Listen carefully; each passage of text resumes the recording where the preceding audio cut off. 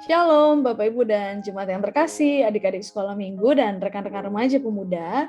Hari ini kita akan merenungkan firman Tuhan yang berjudul Hidup Kuat atau Hidup yang Mudah. Nah, berdasarkan dua pertanyaan tersebut, kita akan melihat sebuah gambar. Gambar yang di atas menunjukkan seseorang yang menginginkan agar rencananya baik-baik saja. Kalau kita lihat di gambarnya, dia mengendarai sepeda, terus nyampe di finish begitu ya.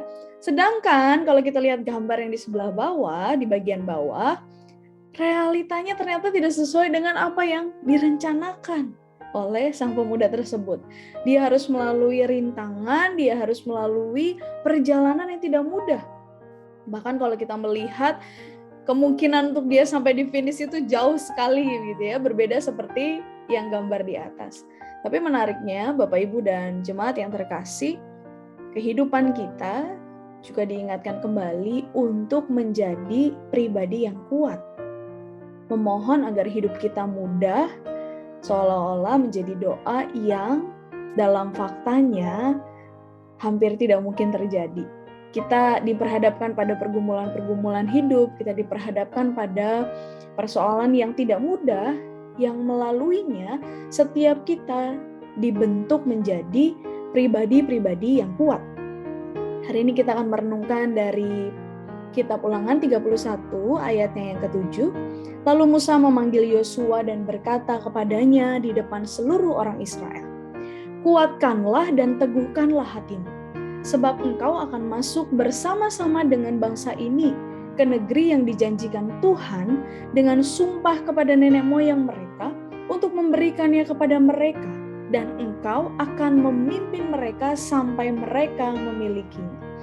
Kata kuatkanlah dan teguhkanlah hatimu disampaikan oleh Musa kepada Yosua yang akan menggantikan kepemimpinannya, memimpin bangsa ini tiba di tanah perjanjian.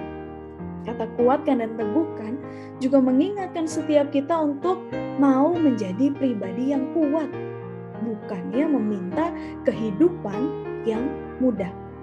Nah, Bapak Ibu, dalam refleksi ulang tahun, biasanya setiap kita selain memotong kue, meniup lilin gitu ya, ada lagu yang hampir tidak mungkin tidak dinyanyikan begitu ya.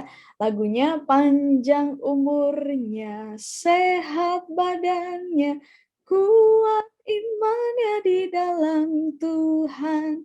Setelah 29 tahun saya hidup, kata-kata itu ternyata menjadi penekanan yang luar biasa. Kuat imannya di dalam Tuhan. Di dalam Tuhan, di dalam Tuhan.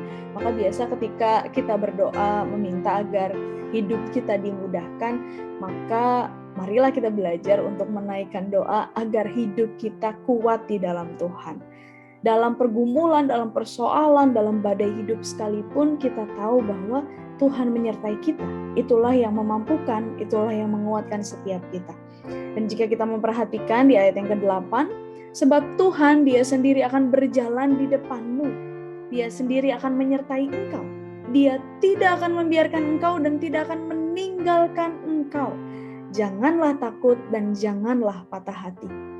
Kita kuat bukan karena kita mampu, bukan karena kita yang luar biasa, tapi Tuhan yang luar biasa yang mau berjalan menyertai kita, yang mau berjalan menopang setiap kita. Maka marilah berjalan dalam pergumulan, persoalan kehidupan, dinamika yang tidak selalu menyenangkan bersama dengan Tuhan yang memampukan kita. Marilah kita menjadi pribadi-pribadi yang kuat imannya di dalam Tuhan. Tuhan Yesus memberkati setiap kita. Amin.